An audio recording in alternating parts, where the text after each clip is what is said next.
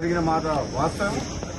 ప్రభుత్వం తరఫున నేను క్షమాపణ కూడా చెప్తున్నాను. ఎందుకంటే మనం అనుకున్న దానికంటే డబల్ 3 రెట్లు ఎక్కువ వచ్చింది. రైతులకు ఇబ్బంది అయింది. కళ్ళాలల్లా 15 రోజుల నుంచి రైతులు ఇబ్బంది పడుతున్నారు. ఆ మాట వాస్తవం. అందుకని మేము కూడా చింతిస్తున్నాం అందరం. డెఫినెట్ గా రైతుల కోసం ఈ ప్రభుత్వం ఎప్పుడు కూడా రాత్రింబాలు కష్టపడి రైతులకు అన్ని రకాలుగా సపోర్ట్ గా ఉండాలన్న ఉద్దేశంతో పనిచేస్తుంది. కాబట్టి రాబోయే 10 రోజుల్లో కంప్లీట్ గా ధాన్యం సేకరణ కంప్లీట్ చేస్తామని చెప్పి నేను కూడా మాటిస్తున్నా. ప్రత్యక్షంగా నేను కూడా ఈ గోడౌన్ హ్యాండ్ ఓవర్ చేసుకుంటానికి అధికారులతో మాట్లాడి గోడౌన్ ఓనర్ ఒప్పుకున్నా సరే బలవంతంగా నోటీస్ ఇచ్చి తీసుకోవడం జరిగింది.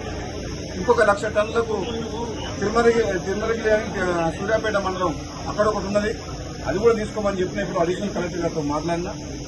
వచ్చే 10 రోజుల్లో ఈ ధాన్యం సేకరణ ఎప్పుడు ఇంత ప్రాబ్లం రాలే. ఈసారి వచ్చింది ప్రాబ్లం. ఈసారి దిగుబడి ఎక్కువ రావడం వల్ల, కాబట్టి వివిధ కారణాల వల్ల ఆలస్యం అయింది. మా రైతు సోదరులందరూ కూడా దీన్ని పరిస్థితిని అర్థం చేసుకుని సహకరించాలని చెప్పేసి ప్రతిపక్ష పార్టీల అందరికీ కూడా నా విన్నపం ఏంటంటే, ఆలస్యమైన వాస్తవం. మీరు కూడా ప్రజల పక్షాన చాలా సందర్భాల్లో మీడియా ద్వారా కానీ రైతుల పక్షాన మీరందరూ కూడా మీ పాత్ర పోషించిండ్రు. ప్రభుత్వం కూడా అన్ని రకాలుగా మీరు చేసిన పోరాటాన్ని కావచ్చు, మీ ప్రజల పక్షాన మాట్లాడడం కానీ రైతుల పక్షాన దాన్ని పాజిటివ్గానే తీసుకుంటే నెగిటివ్ యాంగిల్లో రాజకీయ కోణంలో రాజకీయం చేయదలుచుకోలేదు. ఎందుకంటే ఇది రైతుల సమస్య. రైతులను కాపాడుకొని వాళ్లకు అండగా ఉండాల్సిన ప్రభుత్వం, ప్రతిపక్షాలు అన్ని పక్షాలు అన్ని పార్టీల వారు సహకరిస్తే నెక్స్ట్ 10 days లో కంప్లీట్ చేస్తామని చెప్పి నేను మీడియా ద్వారా రైతులకు ప్రజలందరికీ కూడా తెలియజేస్తున్నాను. Thank you.